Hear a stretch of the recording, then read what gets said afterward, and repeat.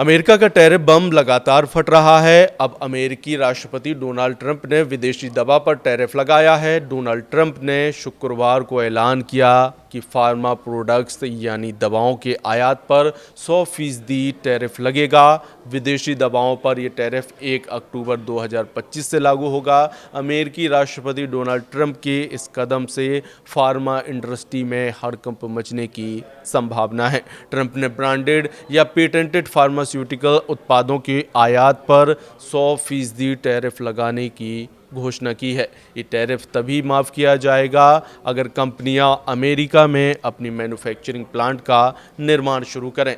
अब सवाल है कि क्या ट्रंप के इस फैसले का असर क्या होगा? क्या भारतीय कंपनियों के लिए झटका है? सबसे पहले ट्रंप ने जो ऐलान किया उसे जान लेते हैं। डोनाल्ड ट्रंप ने सोशल मीडिया पोस्ट में दवाओं पर टैरिफ की जानकारी दी है। ट्रंप ने सोशल मीडिया प्लेटफॉर्म ट्रुथ पर लिखा, 1 अक्टूबर 2025 से हम किसी भी ब्रांडेड या पेटेंटेड दवा उत्पाद पर 100% टैरिफ लगाएंगे जब तक कि कोई कंपनी अमेरिका में अपना दवा निर्माण संयंत्र स्थापित नहीं कर रहा हो। निर्माण का अर्थ होगा भूमि पूजन या निर्माणाधीन। इसलिए अगर निर्माण शुरू हो गया है तो इन दवा उत्पादों पर कोई टैरिफ नहीं लगेगा। इस मामले पर ध्यान देने के लिए धन्यवाद। जी हां, भारतीय दवा कंपनियों के लिए ये टैरिफ एक बड़ा झटका साबित हो सकता है। अमेरिका भारत का सबसे बड़ा फार्मा निर्यात बाजार है। अमेरिका में सस्ती जेनेरिक दवाओं की भारी मांग रहती है।